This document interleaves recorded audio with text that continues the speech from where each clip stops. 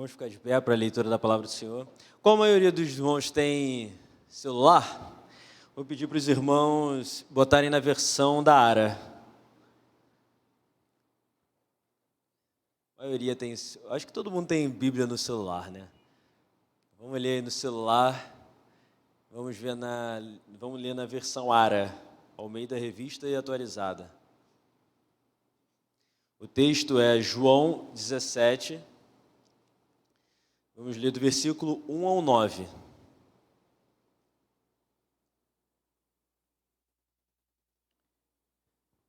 João 17, do 1 ao 9. Diz assim: Tendo Jesus falado estas coisas, levantou os olhos ao céu e disse: Pai, é chegada a hora. Glorifica o teu Filho, para que o Filho te glorifique a ti. Assim como lhe conferiste autoridade sobre toda a carne, a fim de que ele conceda a vida eterna a todos os que lhe deste. E a vida eterna é esta, que te conheçam a ti, o único Deus verdadeiro, e a Jesus Cristo a quem enviaste. Eu te glorifiquei na terra, consumando a obra que me confiaste para fazer. E agora, glorifica-me, ó Pai, contigo mesmo, com a glória que eu tive junto de ti antes que houvesse mundo. Manifestei o teu nome aos homens que me deste do mundo. Eram teus, tu nos confiaste, e eles têm guardado a tua palavra. Agora, eles reconhecem que todas as coisas que me tens dado provêm de ti. Porque eu lhes tenho transmitido as palavras que me deste, e eles as receberam, e verdadeiramente conheceram que saí de ti, e creram que tu me enviaste. É por eles que eu rogo. Não rogo pelo mundo, mas por aqueles que me deste, porque são teus. Senhor, louvamos o teu santo nome, Pai, porque sabemos que é a cruz que nos salvou, como cantamos nos louvores, que não temos o que dizer e o que fazer diante de tão grande obra, Pai. Peço que o Senhor me conduza, que o teu Espírito Santo convença os corações aqui e que cada um saia alimentado e entendendo mais da tua palavra. Em nome do Senhor Jesus, amém. Podemos nos assentar. Vamos assentar. Confesso que já conversei até com o João sobre isso. Essa doutrina, particularmente, ela é muito sensível para mim, porque foi uma doutrina que eu demorei muito para aceitar. Antes, também, como essa igreja, eu também, vocês sabem, não congreguei aqui desde que nasci, e de onde eu vim, eu também não seguia os 5 pontos. E depois que eu comecei a entender os 5 pontos, eu simplesmente não aceitei. E quando eu penso sobre essa doutrina, eu fico lembrando daquele texto que dizia que, quando Jesus falou para Paulo que dura era para ele recalcitrar contra os arguilhões.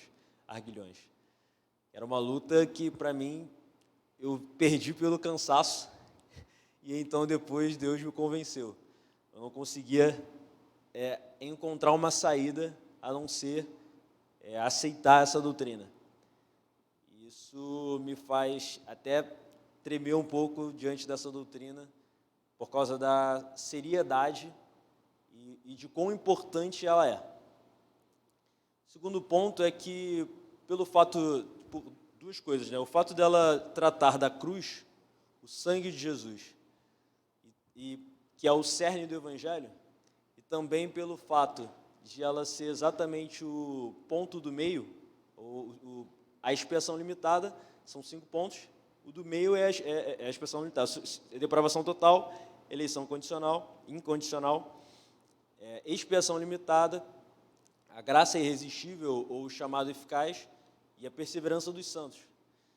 Então, novamente, essa doutrina, ela me exige muito, porque ela é o link entre todos os textos, e não só o link, como também o cerne do Evangelho.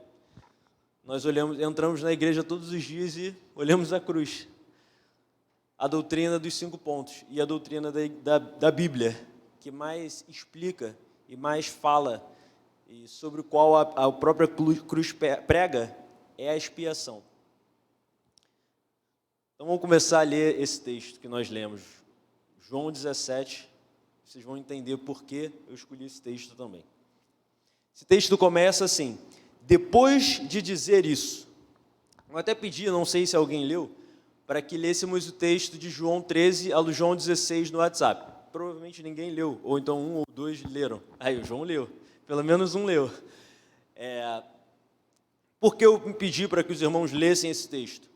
Para os irmãos entenderem qual era o contexto de João 17. O que estava acontecendo, e não apenas o que estava acontecendo, mas o que Jesus Cristo, como homem, estava sentindo naquele momento. Nós vimos que em João 13, o seguinte cenário é apresentado. Jesus está à mesa com os seus discípulos, ele tem a plena consciência do que vai acontecer. Os seus discípulos estão seguindo a ele há quase 3 anos, e eles ainda não entenderam muito bem tudo o que está acontecendo. Eles já creram que Jesus é o Filho de Deus, eles já creram que Jesus é o Messias, e eles já o seguem. Mas ainda assim, eles não entendem o que Cristo fala, ele não entende exatamente o que está para acontecer. Por outro lado, Jesus, ele está prestes a morrer. Nós já sabemos o que é a cruz, nós já sabemos o que Jesus fez, mas para eles era um spoiler, vamos dizer assim. Eles não conseguiam olhar o que iria acontecer logo após. Mas Jesus não estava assim. Jesus já sabia que naquela mesa onde ele estava sentado, naquela mesa onde ele faria a Santa Ceia, ele partiria o pão, ele beberia o vinho, como nós fazemos todos os domingos, em memorial a ele. Ele sabia que sentado àquela mesa tinha quem o trairia. E não só isso, ele sabia que daqui a uns poucos dias ele morreria na cruz. E ele sabia o que a cruz representava. Depois de ele partir o pão e dizer que havia um traidor e Judas comer o pão com ele, Judas se retira e ele começa o que nós chamamos de discurso de despedida. Se nós voltarmos lá em João 13, ele começa, João 14, né, ele começa assim: não se turbe o vosso coração, credes em Deus e também em mim. A casa de meu pai há muitas moradas, se não fosse assim eu vou teria dito. E assim continua. Fala que vai vir o Consolador após a morte dele. E isso os discípulos ainda não entendendo. Ele está aqui já no 14, 26, falando, mas o Consolador virá, o Espírito Santo do Pai, que vem no meu nome, ensinará todas as coisas. Depois ele ensina que ele é a videira, ele já começa a falar da igreja sem que eles entendam. Irmãos, entendam que ele está falando aqui de videira, de ramos que estão sendo enxertados, ramos que dão fruto, ramos que não dão. Para nós olharmos esse texto hoje é simples. Para eles não. Eram enigmas. Olha, se me perseguirem a mim, já no 15, também perseguirão a vós outros. Se guardaram a minha palavra, também guardarão a vossa. E no 16, para finalizar, eu vou ler aqui do versículo 25 ao 32. Que já é o que os irmãos teriam ou já leram. Teriam lido ou já leram. Estas coisas vos tenho dito por meio de figuras. Vem a hora em que não vos falarei por meio de comparações, mas vos falarei claramente a respeito do Pai. Naquele dia pedireis em meu nome, e não vos digo que rogarei ao Pai por vós, porque o próprio Pai vos ama, visto que me tendes amado e tendes crido que eu vim da parte de Deus. Vim do Pai e entrei no mundo. Todavia, deixo o mundo e vou para o Pai. Disseram os seus discípulos. Olha só. Disseram os seus discípulos: agora é que falas claramente, e não empregas nenhuma figura. Agora vemos que sabes todas as coisas, e não precisas de alguém que te pergunte. Por isso cremos que de fato vieste de Deus. Respondeu-lhe Jesus: credes agora? E assim ele continua. Eu não vou continuar o texto. Irmãos, essa introdução, essa entrada que eu comecei dizendo, depois de dizer isto, ou de dizer essas coisas, é a retomada, estas coisas é a retomada de todo o discurso de despedida. Tudo isso que eu falei para os irmãos está contido no primeiro versículo, tendo Jesus falado estas coisas. Todas essas coisas que eu citei, está dentro destas coisas. Quando Jesus, eu fiz questão de ler essa parte do final do capítulo 16, por causa dos espantos, o espanto natural, e claro que Jesus sabia, conhecia aqueles discípulos a quem que o seguiam. Mas olha, credes agora? Ele está olhando para frente, relembrando que ele está olhando para a cruz ali, ó, está ali do lado. Tanto que o versículo, logo depois, após isso, ele fala assim: Pai, é chegada a hora. Ele está olhando aqui, já chegou o tempo, mas agora que vocês estão entendendo. Primeiro ponto do calvinismo: depravação total. O Luiz Felipe aqui pregou sobre o Romanos 3, e antes eu tinha pregado até sobre Salmos 14, e nesses textos diz que não há um que busque a Deus, todos se desviaram, não há um que entenda, todos se extraviaram. Até esses tais que foram resgatados por Cristo, escolhidos por Deus, não conseguiam buscar a Deus plenamente, não conseguiam entender que o próprio Deus estava ali do lado dele. Em outro momento, quando ele fala sobre o Pai, um dos discípulos pede para que Jesus o mostrasse o Pai, e ele pergunta: você está vendo o Pai todo dia? Eu estou aqui presente. Eles estavam todos os dias do lado de Cristo, e eu estou falando de cristãos, de irmãos que estavam, de irmãos nossos, eleitos, estavam todos os dias ao lado do Pai e não conseguiam entender uma palavra que ele falava. Isso se aplica diretamente a nós, porque mesmo regenerados, a nossa carne caída, o nosso espírito que foi quebrado desde o pecado original lá no Jardim do Éden, nós temos essa cicatriz até hoje, de forma que durante a nossa semana nós conseguimos às vezes viver um dia após o outro como se Deus não existisse. Isso também se aplica ao mundo, só que sem essa consciência e essa fé cristã. Pessoas que vivem todos os dias simplesmente condenados e escravizados, condenados a pecar, escravizados pelo pecado. Isso nunca acaba. E Jesus estava vendo que ele estava para morrer por nós. Esses tais que todos os dias, ou muitos desses dias, vivia como se ele não existisse. Vivia um dia após o outro, e às vezes não se dava o trabalho nem de ler as Escrituras, nem de parar para prestar atenção, ou de se perguntar o que Jesus queria dizer com aquilo, que ele tanto falava por 3 anos.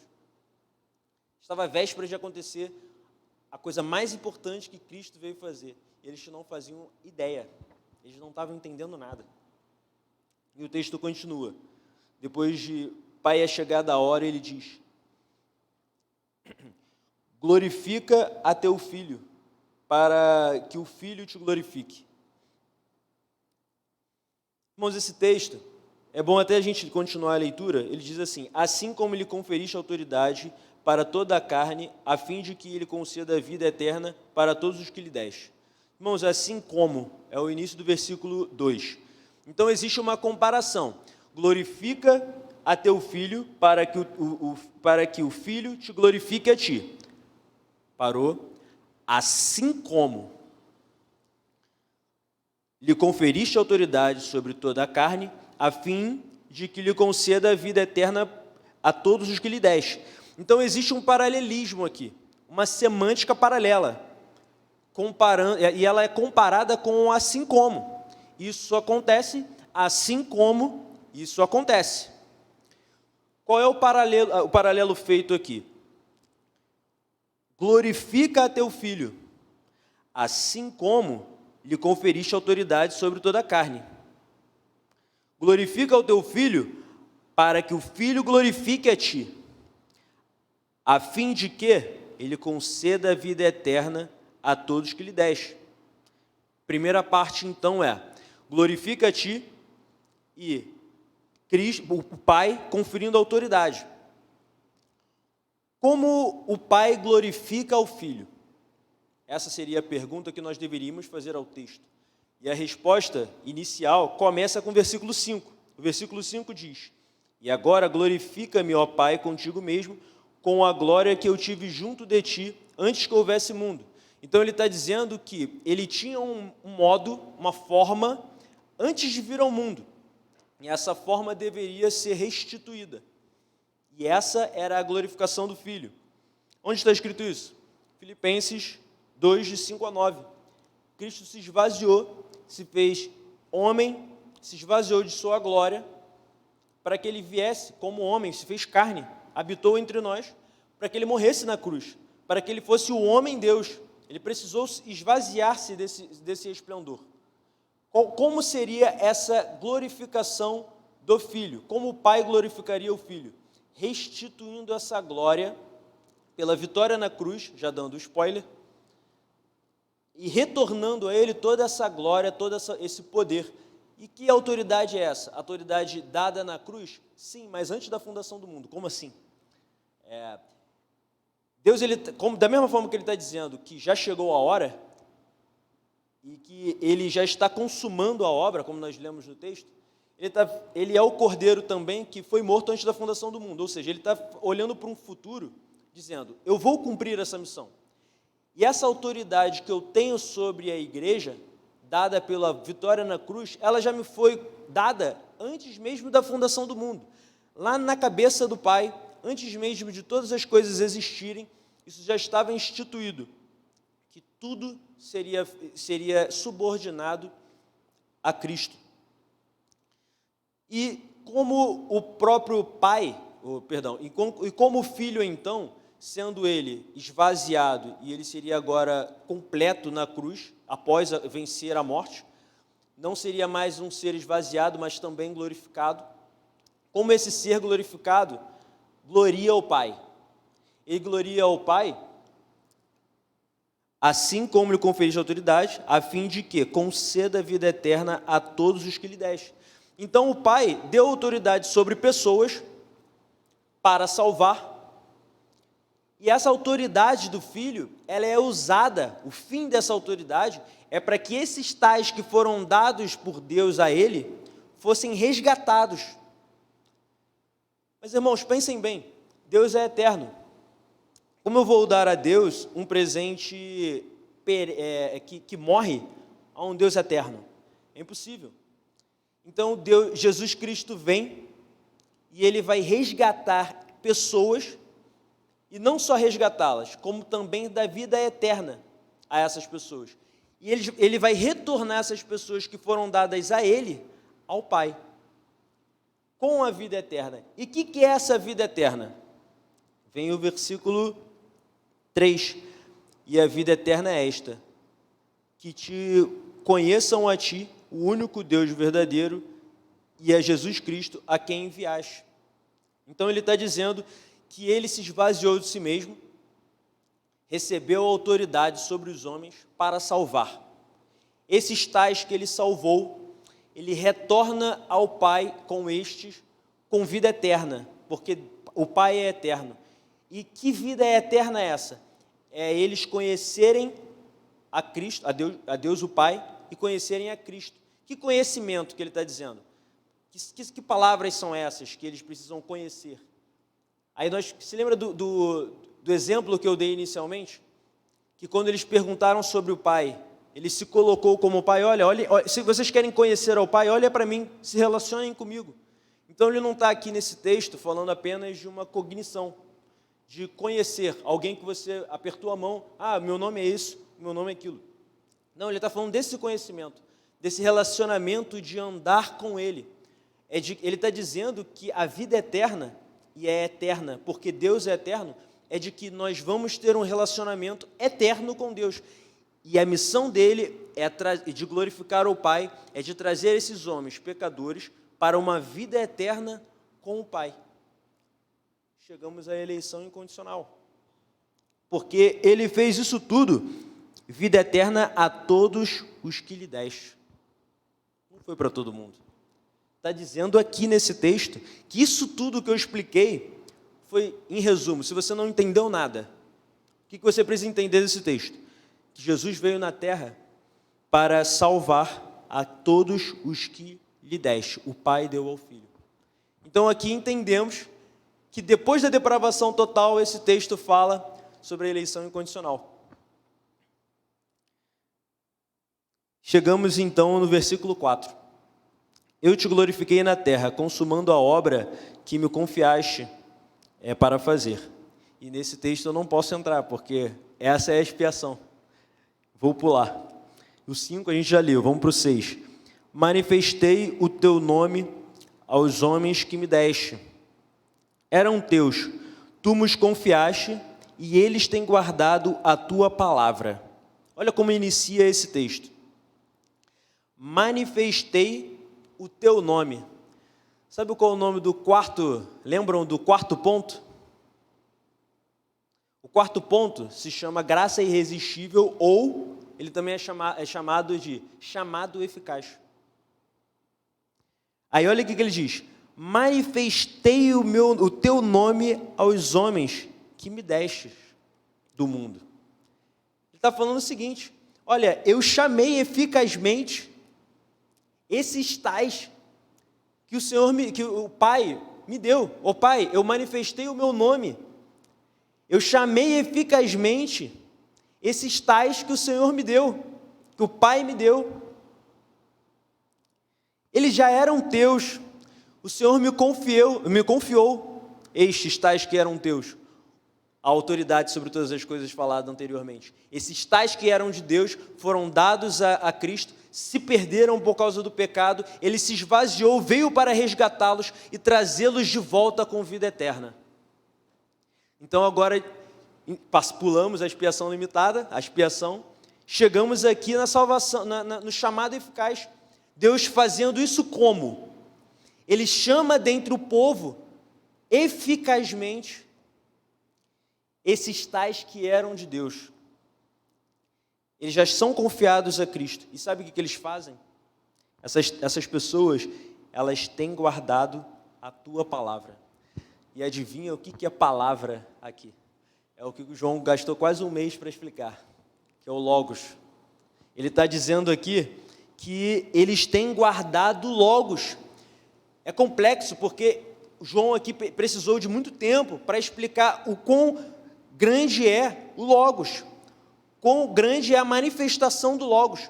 Ou seja, o próprio Logos manifestou o nome do Pai, e por isso eles guardam o Logos. Perceberam novamente o ciclo de glorificação lá de cima? O Pai dá ao Filho, o Filho vem à terra, pega o que é do Pai e volta e traz de volta ao Pai. Então, o Filho vem, manifesta eficazmente o nome do Pai, porque esses eram deles, mas esses tais que são resgatados para o Pai, guardam em seu nome o Cristo. O Pai para o Filho para a Igreja para o Pai e para o Cristo. Chegamos no quarto ponto. E o texto continua. Agora eles reconhecem que todas as coisas que me deste, que tens dado, provém de ti, porque eu lhes tenho transmitido as palavras que me destes. E eles as receberam e verdadeiramente conheceram que saí de ti e creram que tu me enviaste. É por eles que eu rogo, não pelo mundo, mas por aqueles que me deste, porque são teus.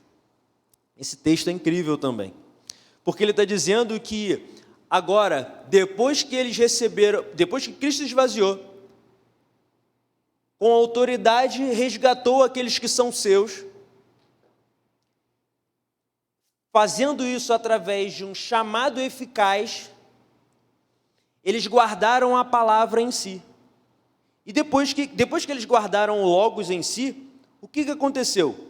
Eles reconheceram que todas as coisas que Deus tem dado a Cristo vêm realmente do Pai. Essas tais coisas que ele fala são verdadeiramente do Pai, é de Deus. Cristo é verdadeiramente o Filho de Deus. E aí, por que eles fazem isso? Por quê? Porque eu lhes tenho transmitido as palavras que me deste. Só que aqui não é Logos. Aqui é uma palavra que é remata do grego, que normalmente é traduzida como pronunciamento, ou a forma de falar. Normalmente a gente fala, os hebreus usam essa palavra, os gregos usam essa palavra para dizer assim, a forma de falar, para falar sobre a forma de falar, o jeito. Ele está falando que ele tem transmitido a ele, não é apenas as palavras, o evangelho, a pregação, não é apenas isso, é a forma de andar, é a forma de pensar, é a forma de crer, é no que crer. Ele está transmitindo as palavras, o dia a dia, o pensar, o viver, o entender. Bem-vindos, irmãos. Vocês chegaram na perseverança dos santos. A perseverança dos santos é, todos os dias, Deus fazer que nós, cristãos, vivamos a palavra que é transmitida pelo Cristo em nós.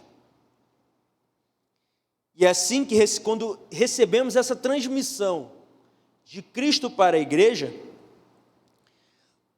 nós recebemos, aí sim, já regenerados, voluntariamente, porque nosso coração já foi transformado, nós recebemos e conhecemos e realmente nos relacionamos com Deus. Eles conhecem que saí de ti e creram que tu me enviaste. Então, nosso relacionamento começa com Cristo e ele se mantém com Cristo porque ele foi transmitido, porque existe uma transmissão a esses tais que ele se esvaziou e resgatou, para que eles creiam e para que eles vivam, para que eles conheçam, para que eles se relacionam. E por isso nós conseguimos nos relacionar. Nós chegamos ao quinto ponto, a perseverança dos santos. E eu falei da grande responsabilidade da expiação limitada, porque ela é a cruz. Eu não podia fugir de citar os 5 pontos, por mais que eu não tenha me aprofundado em um versículo ou 2 no máximo, entrei em cada ponto, é uma entrada bem simples, mas eu não podia fugir de tanto explicar expositivamente esse texto, como também demonstrar que as Escrituras ela tem um todo completo da salvação. E Cristo agora, quando está orando, ele está explicando da salvação, essa oração é diferente das outras. É uma oração expositiva.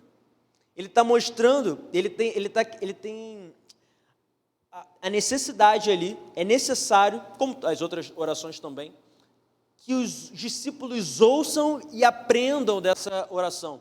Ele não está fazendo essa oração simplesmente porque ele roga por si mesmo, mas ele está orando por esses tais que Deus ouviu para ensinamento também dos discípulos. E não é à toa que esse texto, essa oração está escrita aqui. A salvação ela é um todo orgânico, ela é toda linkada, e o centro dela é a cruz. Irmãos, por causa disso, nós podemos entrar na expiação limitada.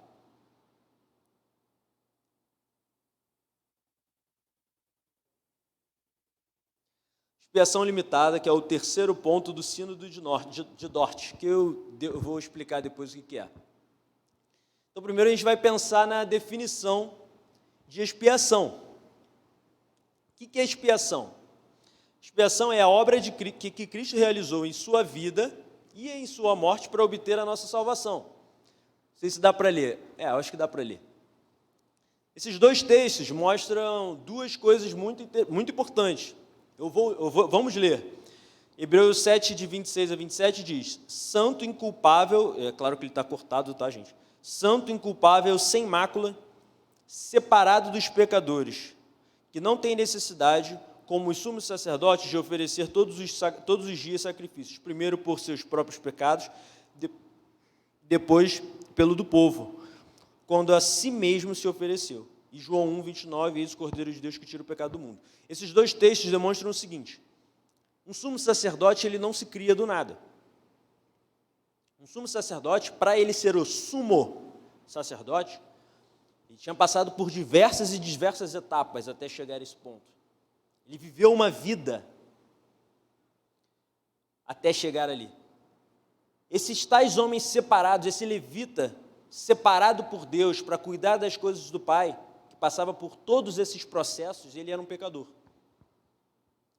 E antes então, qual era o principal ofício dele? Levar a Deus o povo. Ele era esse intermediário.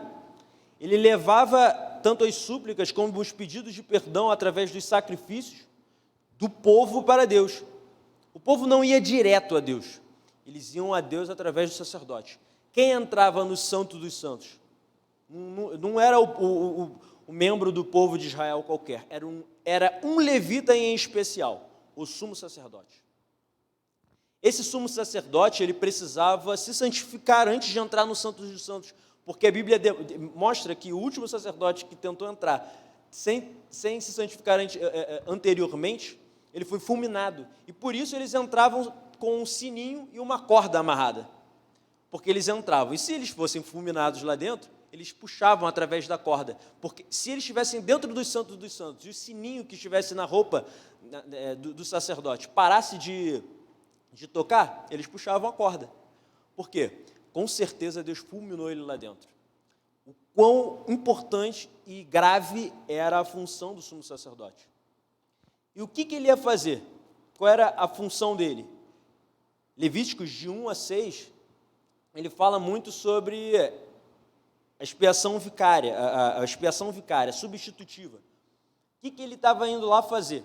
Ele estava indo sacrificar um animal no lugar de um homem. Por quê? Pode passar.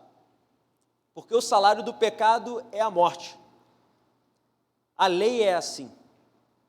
Então, Jesus Cristo, como Hebreus e João estavam dizendo aqui, ele era tanto o sumo sacerdote que oferecia ao Pai um sacrifício perfeito, só que ele era um sumo sacerdote diferente. Por quê? Ele não precisava expiar os seus próprios pecados, porque ele era santo.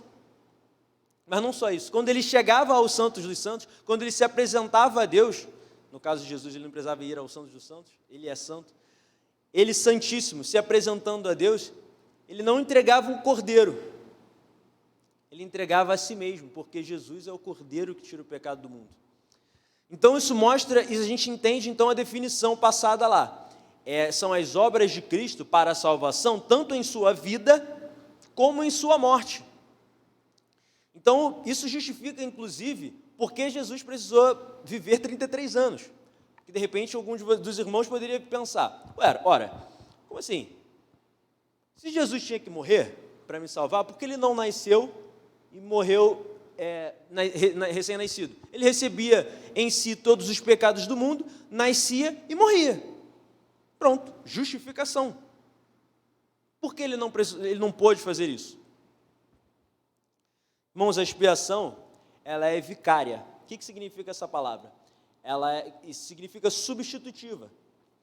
Ser vicário é ser substitutivo. Como acontecia no Velho Testamento e também no Novo?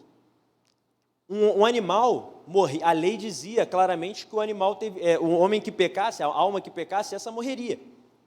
Não tinha outra solução. O salário do pecado é a morte. Para que esse alguém não morresse, não recebesse o salário do pecado, alguém teria que morrer por ele. Por isso a expiação ela é vicária. E tem esses dois textos aí. Portanto, da mesma forma como o pecado entrou ao mundo por um homem, e pelo pecado a morte, assim também a morte veio a todos os homens, porque todos pecaram. Então, assim, entrou o pecado no mundo. Um pecado fez com que todos os homens se tornassem pecadores. Só que a expiação, como eu disse, ela é substitutiva, ela é vicária. Entretanto, não há comparação entre a dádiva e a transgressão, pois se muitos morreram por causa... E olha, percebam.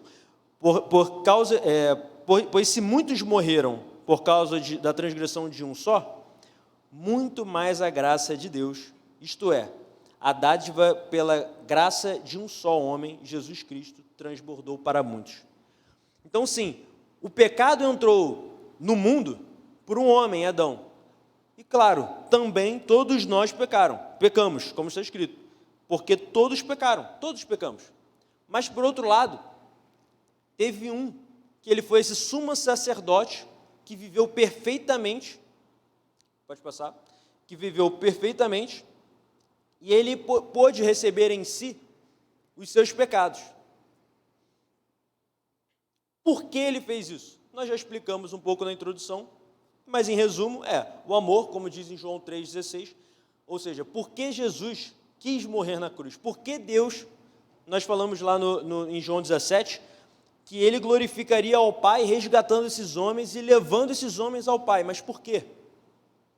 Por que Deus, sendo santo, justo, suficiente, satisfeito em si mesmo, tendo a Trindade, por que ele então queria nos salvar? Ele não precisava, porque ele queria nos salvar. Resposta era, por amor. Ele queria nos salvar por amor. Essa missão foi dada a Cristo porque ele amou o mundo. Ele enviou o seu Filho por isso. Isso também para fazer justiça, porque se ele os ama e ele os quer, ele precisa ainda assim punir os pecados desses tais que ele escolheu. Como ele faria isso? Da mesma forma, por Cristo na cruz. A justiça de Deus seria feita por Cristo na cruz. E a necessidade dela é o que gerou a causa.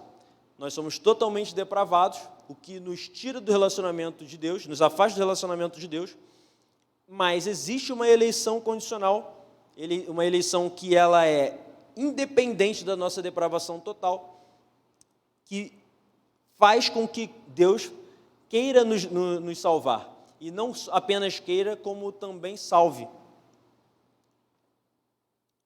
Pode passar. Então, eu dividi aqui, quando a gente para estudar a expiação, a gente consegue perceber, e eu acho que agora, nesse ponto, a gente vai conseguir linkar tudo o que eu falei. Eu tentei organizar da melhor forma possível, eu sei que às vezes é denso, mas eu acho que nesse momento eu vou conseguir linkar tudo o que eu falei sobre expiação. A expiação, ela tem uma natureza dupla, que a teologia chama de obediência ativa e obediência passiva. A obediência ativa é a própria justificação, e a obediência passiva, eu botei com O aqui, a obediência passiva é o sofrimento / méritos. Vou explicar. Acalmem, vamos lá, pensem. Deus é santo. Nós somos pecadores. E Deus quer se relacionar conosco, nós que somos pecadores. Como nós que somos pecadores, vamos nos relacionar com um Deus que é justo e santo? Não tem como, porque se Ele é justo e santo, Ele vai ter que fazer justiça pelos nossos pecados. Ok? Eu preciso resolver esse problema, porque mesmo Ele sendo justo e santo, Ele quer se relacionar contigo. Como ele resolve esse problema? Pela obediência passiva de Cristo. Cristo morreu pelos nossos pecados.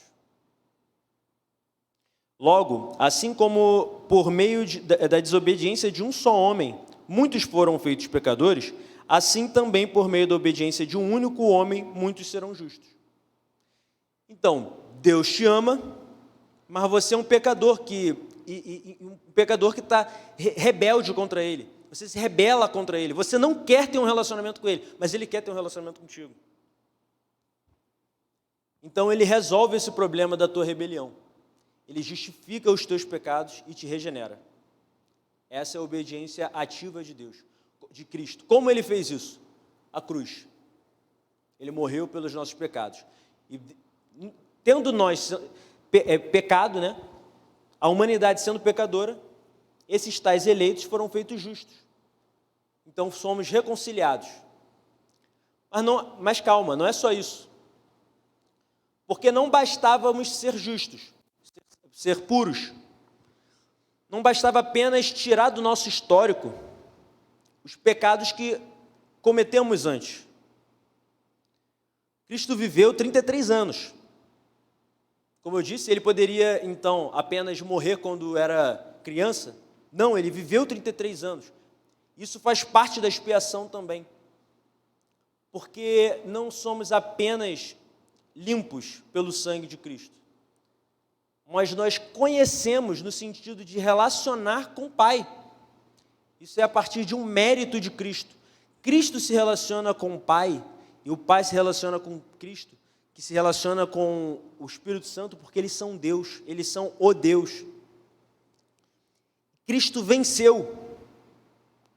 Cristo tem mérito para voltar. Ele recebeu o pecado em si, a ira foi derramada sobre Ele, mas Ele venceu. Irmãos, o salário do pecado é a morte. Então, a morte sua pagaria os seus pecados. E acabou, você morreu. Mas isso não aconteceu com Cristo. Ele morreu, pagou os pecados, mas ele ressurgiu. Ele pode, então, ter a herança do Pai, ter o prêmio dessa grande vitória contra a morte. Mas e você? Você foi justificado. Você foi limpo dos seus pecados. Você é digno de algum prêmio por isso? O que você fez? Você foi comprado pelo sangue de Cristo. Você quer mais o quê? Não tem mais o que te dar. Mas graças a Deus, Jesus não simplesmente nasceu e morreu. Ele viveu 33 anos. Ele fez uma obra aqui na terra.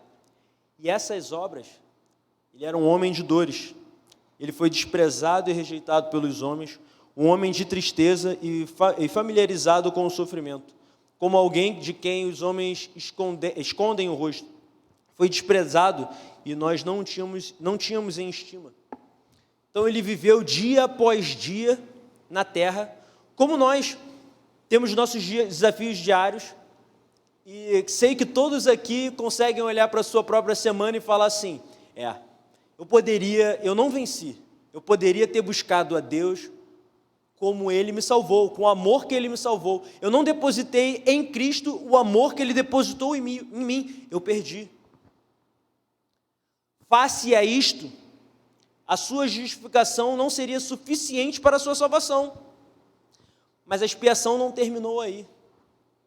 Os méritos de um homem perfeito, vitorioso em todos os aspectos, foram colocados, foram imputados em você. Por isso a Escritura pode dizer que você é mais do que vencedor, por mais que você seja um derrotado. Diante de Deus, o nosso pecado todos os dias nos lembra que nós somos totalmente dependentes de Deus. A expiação tem essa dupla face. Ela é ativa no sentido justificatório, ela nos justifica, nos limpa dos nossos pecados, ela nos faz justo. Mas não só isso, ela nos faz digno de grande salvação, a partir dos méritos de Cristo. Isso nos faz relaxar, ter paz no coração, de que nós, mesmo falhando, podemos olhar para a cruz e sabemos que temos grande salvação. Porque Ele venceu. Já passou. A cruz, a morte do homem-Deus. Por que eu coloquei isso? Como foi suficiente, como Cristo, porque como eu disse anteriormente, se nós pagássemos pelo nosso pecado, nós morreríamos. E acabou. Como Deus conseguiu então, como Cristo, como homem, conseguiu então receber a ira eterna do Pai, só que ele sofreu de forma temporária. Ele viveu 33 anos, morreu e ressuscitou. E esse pagamento foi integral. Porque Jesus não foi para um inferno eterno, como nós deveríamos ir, se não fôssemos salvos por Cristo. Irmãos, é porque a cruz, essa missão foi dada nada menos do que ao próprio Deus. Não havia solução. Deus falou para Deus, resolva o problema desses homens. Só existe essa solução. O próprio Deus recebeu a ira do próprio Deus, porque apenas Deus era capaz de suportar a ira de Deus. E graças a Deus, Deus é trino. Deus pode falar para Deus, fazer algo para Deus. Coisa que você e eu não conseguimos fazer. Glórias ao Deus trino. Porque é uma grande obra de um só Deus, que fala para Ele mesmo, faça isso, e me entregue isso, e Ele faz com perfeição. O Deus homem recebeu em si toda a condenação de todos os pecados destes que o Pai deu, e Ele recebeu na cruz toda essa ira, e Ele morreu. e assim foi justificado todos os nossos pecados. Foram punidos, literalmente, todos os nossos pecados. Toda a ira, toda a dor que era necessária que nós, os praticantes desse mal, sofrêssemos, foi pago na cruz. Então ali, aquela cruz do Deus homem, ela não era apenas uma morte física. Aquela cruz, ela demonstrava diversas outras mortes, diversas outras dores.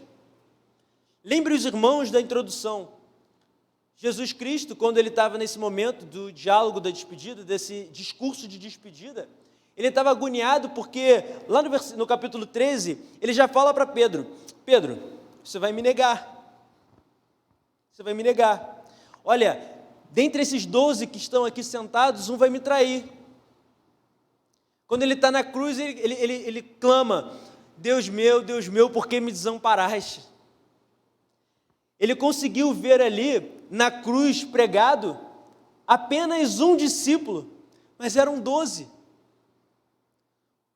Tirando Judas Iscariotes, que foi se suicidar, tinham 9 ainda que poderiam estar ali, mas tinha Maria e João. Cadê os outros 10? Ele estava na cruz sentindo a ira completa e perfeita de Deus por todos os seus e os meus pecados. Ele estava vendo que aqueles tais que ele estava salvando o abandonaram. Meus irmãos, isso é muito pior do que qualquer briga de amizade que qualquer um de nós possa ter. Ele estava morrendo pelos seus amigos. E esses tais amigos os abandonou na hora mais importante, que era a morte. O momento de sofrimento dele, os amigos, esses tais amigos, sumiram. Mas mais do que todo esse relacionamento que ele tinha com esses discípulos, tem um relacionamento eterno com o Pai. Só que ele olha para o Pai e ele diz: Deus meu, por que me desamparaste? Até o Pai ali, porque a manifestação do Pai com Jesus na cruz era simples. Ao Pai agradou moê-lo. Assim está escrito em Isaías 53. Era aprazível ao Pai que ele completasse a sua justiça no Filho. Estou dizendo que, propositalmente, o Pai estava derramando toda a sua ira em Jesus na cruz. A dor era enorme.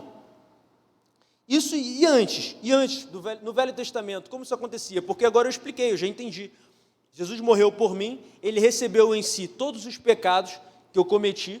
Pode passar? Todos os pecados que eu cometi, ele estava recebendo ali na cruz. E na continuação de João 17, lá no versículo 21, ele fala, a fim de que todos sejam um, e como és tu, ó Pai, em mim, e eu em ti, também sejam eles em nós, para que o mundo creia que tu me enviaste. Não é esse versículo. Mas ele diz aqui também que ele estava lendo e crendo, ou rogando por aqueles que ainda viriam a crer. Que agora eu me perdi aqui qual era o versículo. Mas em João 17 ele diz isso. Que ele estava rogando ali naquela oração também por aqueles que haveriam de crer em Cristo. Mas e antes? Antes era o ponto que nós já falamos. Existia um sumo sacerdote, e até antes do sumo sacerdote, vamos chegar lá, a lei era clara, o salário do pecado é a morte, mas no Velho Testamento já existia uma sombra dessa tal expiação. O que era isso? Uma grande demonstração disso era a Páscoa.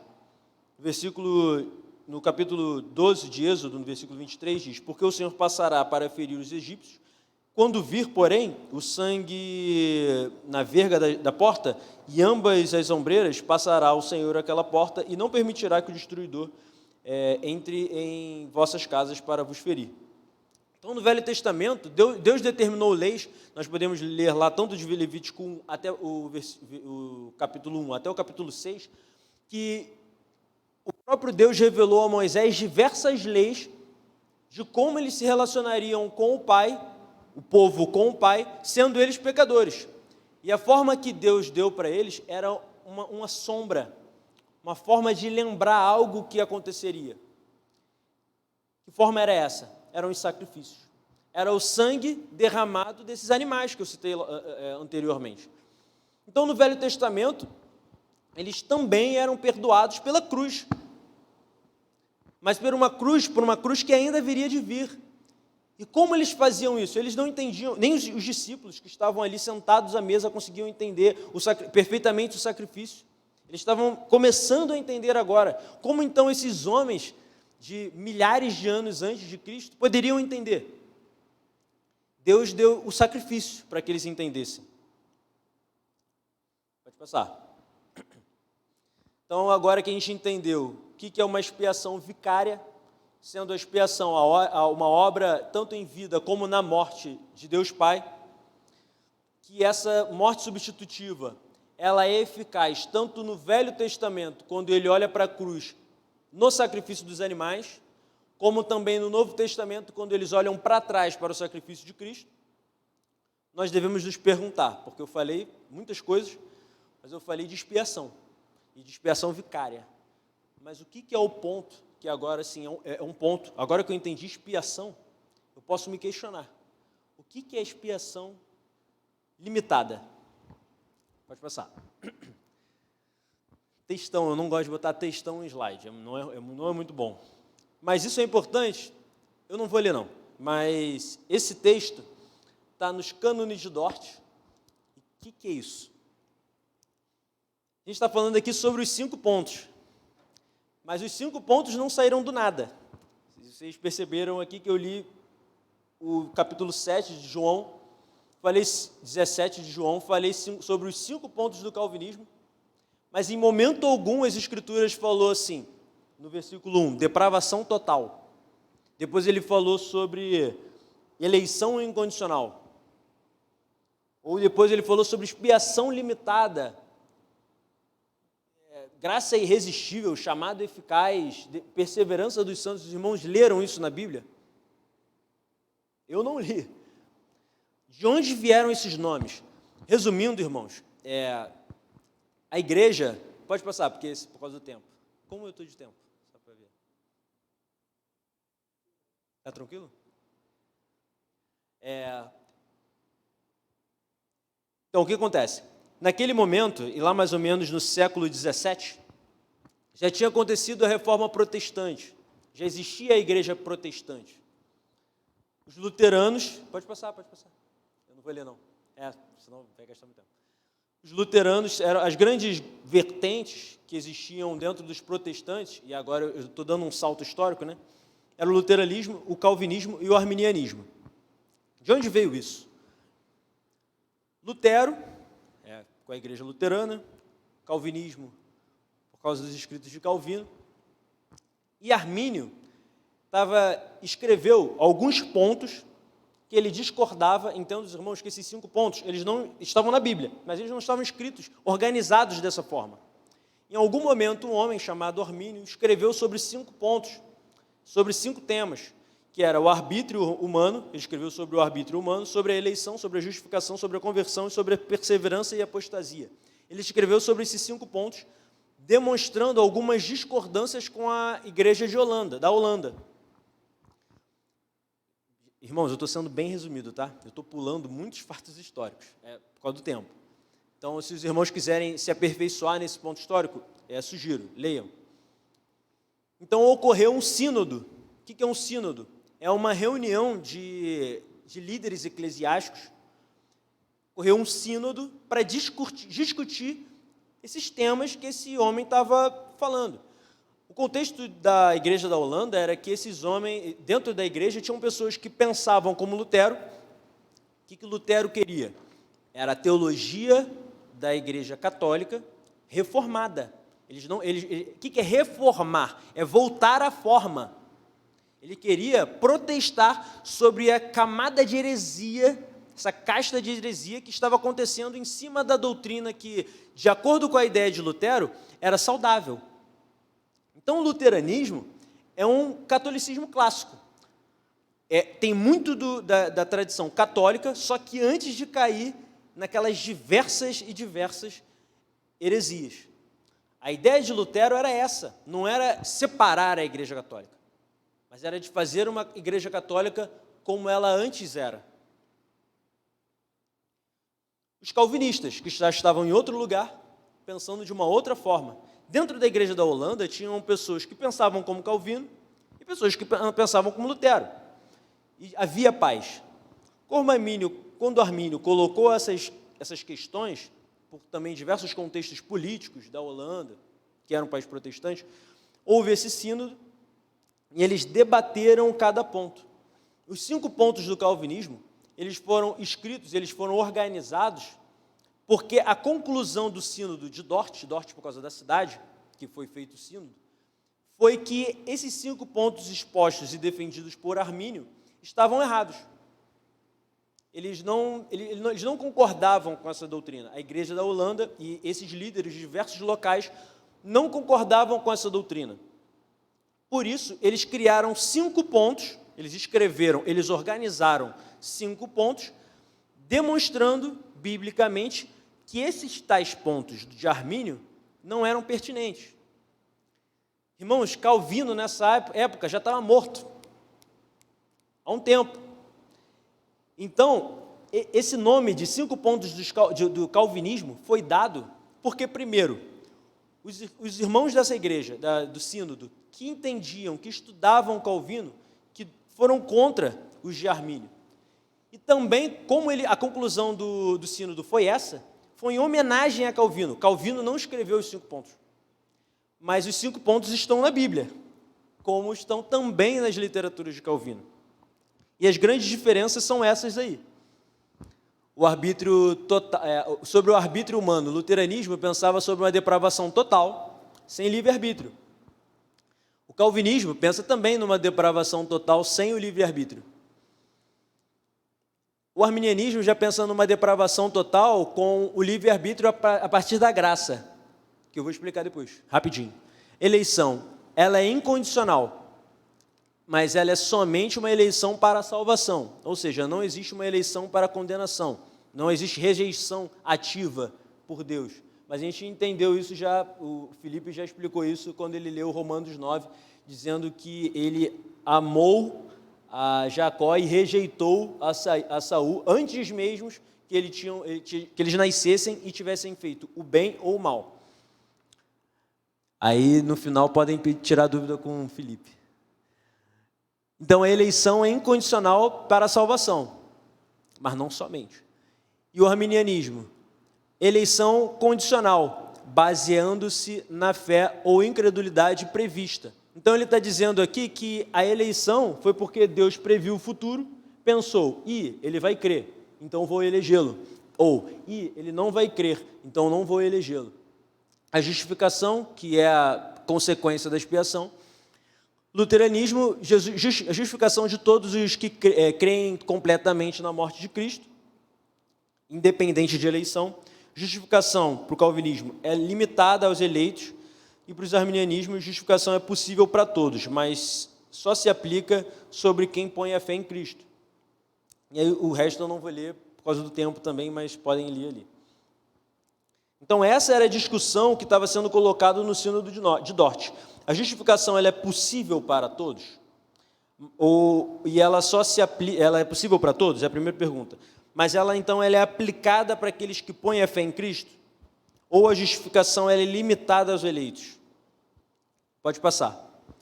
Então, tinham alguns argumentos. O primeiro era o argumento histórico, que hoje em dia a gente vai ouvir mais, que o fato de Calvino não ter escrito a expiação limitada, mas ter escrito foi um teólogo chamado Beza. E eles acusam que para chegar a esse ponto, eles precisavam reinterpretar as Escrituras. Essa reinterpretação das Escrituras já é um efeito da acusação semântica que eu vou chegar. Acusação no caráter acusação no caráter, o amor, o Deus de amor. Então, como poderia um Deus das Escrituras, que é o Deus de amor, morrer apenas por alguns e deixar outros para morrer? O arminiano vai dizer, esse Deus que vocês estão pregando é um Deus monstruoso, ele é um monstro, ele não é esse Deus de amor. Ele é um Deus nonsense, é uma expressão do latim que significa sem sentido. e a acusação semântica, que, irmãos, não tem como entrar, porque demandaria muito tempo, e eu acho que, se tiverem dúvidas, provavelmente as dúvidas vão cair nesse tipo de acusação. Então, por isso eu não vou gastar tempo agora. Pode passar.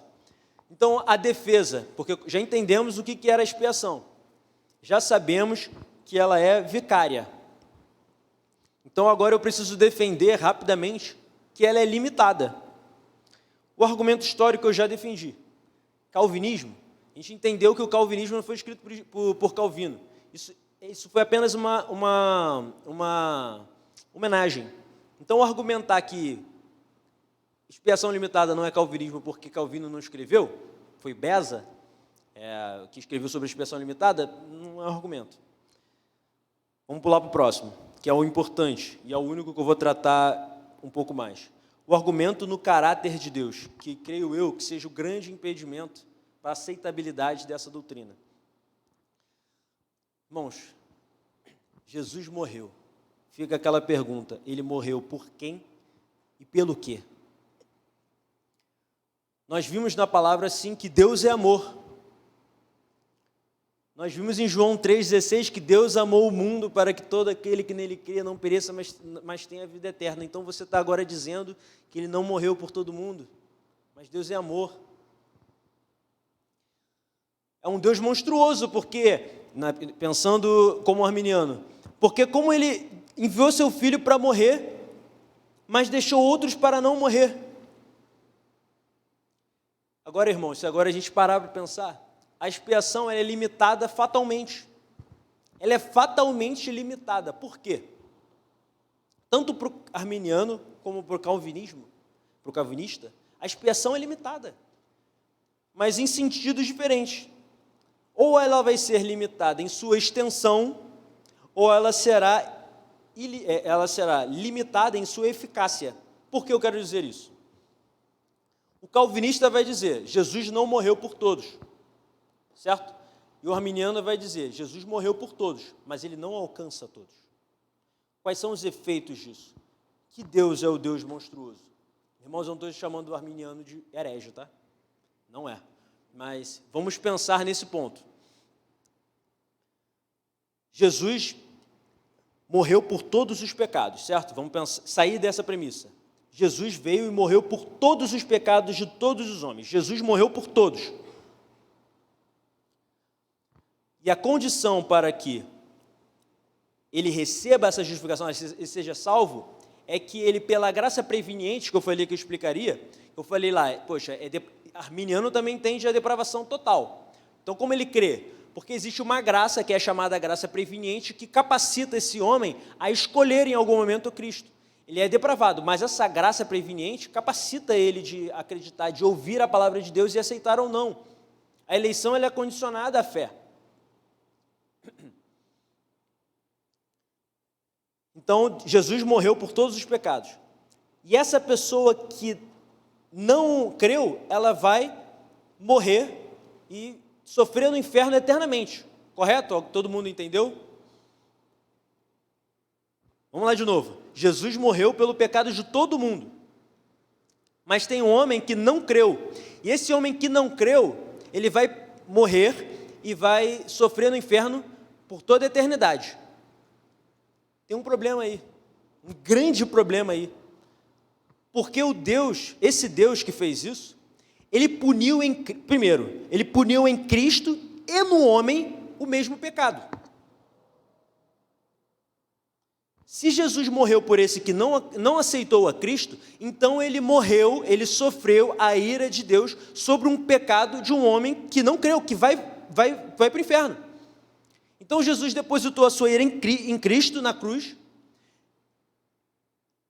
ele pagou o preço integralmente, como nós vimos, e agora esse débito brota de novo, e Deus coloca toda a sua ira no homem.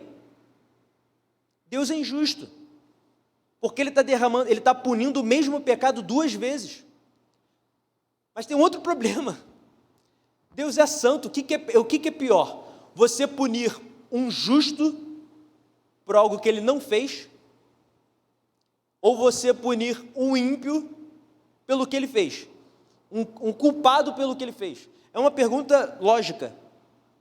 Não seria justo que Deus punisse Cristo, que é santo, por um pecado que ele não justificaria?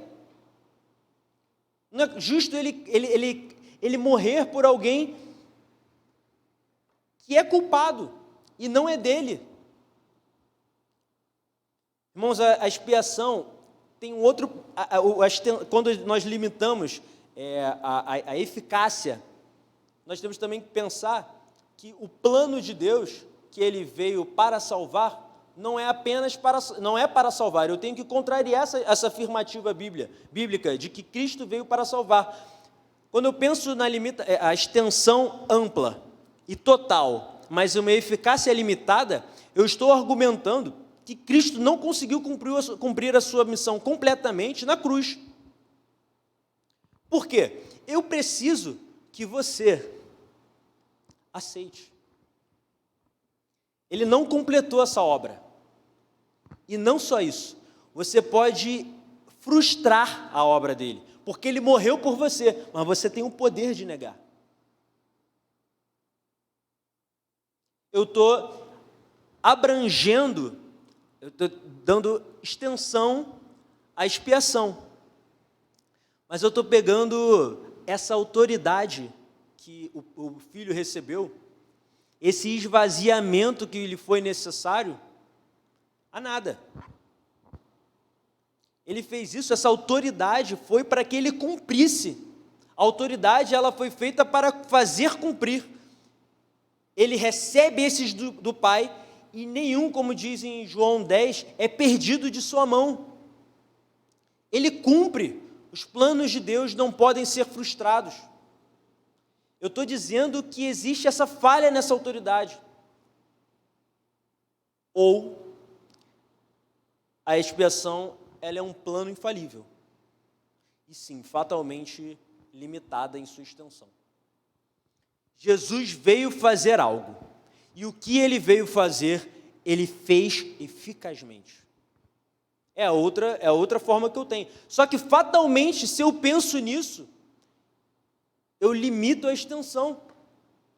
Porque se há pessoas que vão para o inferno, elas não foram remidas na cruz. Porque, mais um argumento, se a incredulidade é um pecado, temos que crer em Deus, nós fomos criados para a glória do Pai. Se nós não temos fé, nós não conseguimos glorificar ao Pai. Sem a fé é impossível agradar a Deus. Se a gente pensasse numa justificação, por exemplo, ok, Jesus morreu pelo pecado de todos, mas que ele está justificado, mas ele foi para o inferno por causa da fé, porque ele apenas não teve fé. De repente você poderia argumentar assim, mas isso é complicado, porque se a fé é um pecado, até por isso Cristo morreu. Então Jesus teria que justificar os incrédulos pela incredulidade, porque a incredulidade não é um pecado. Sabendo disso tudo, eu preciso limitar a extensão da expiação. Eu preciso entender que sim, Jesus morreu, cumpriu o plano, e o seu plano era morrer por aqueles que Deus, o Pai, o deu. E por isso eu gastei tempo, muito tempo, passando de ponto a ponto, a depravação total, a eleição incondicional, pulei, fui na graça irresistível, chamada eficácia e perseverança dos santos. Porque só conseguimos pensar na cruz como uma coisa que não foi meramente uma morte, se a gente linkar os 5 pontos, se eles estiverem linkados, se ele veio e salvou. Então, meus irmãos, a expiação limitada é isso, é a morte, é o sangue de Cristo, que te dá poder para continuar, que mesmo sendo depravado, mas te faz ser regenerado, porque você é um depravado. Então o sangue de Jesus regenera, faz você nascer de novo.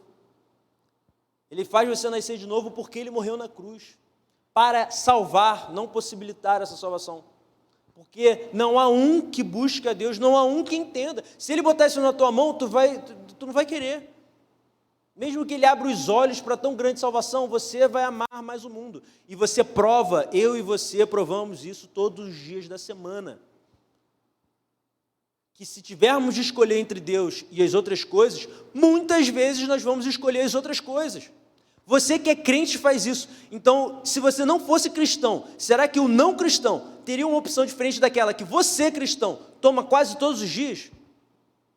E só a regeneração e o amor de Deus no teu coração, que faz você vir aqui hoje à noite, eu tenho certeza que a maioria de nós aqui somos eleitos, sim, porque somos jovens e estamos gastando nosso sábado à noite para ouvir um cara falando aqui. Isso é amor, isso é amor por Deus. Há amor em vocês, porque vocês foram salvos, mas o amor falha. E nós provamos todos os dias isso. Graças a Deus que a expiação ela é limitada. Ela é limitada na sua expiação, mas não na sua eficácia. Ela é completamente abrangente na sua eficácia. Ela é perfeitamente eficaz. Porque se não fosse assim, sejamos sinceros com nós mesmos, estaríamos perdidos. Irmãos, e a acusação semântica, eu falei que eu não abordaria por causa do tempo e o João planeja abrir a palavra também para dúvidas.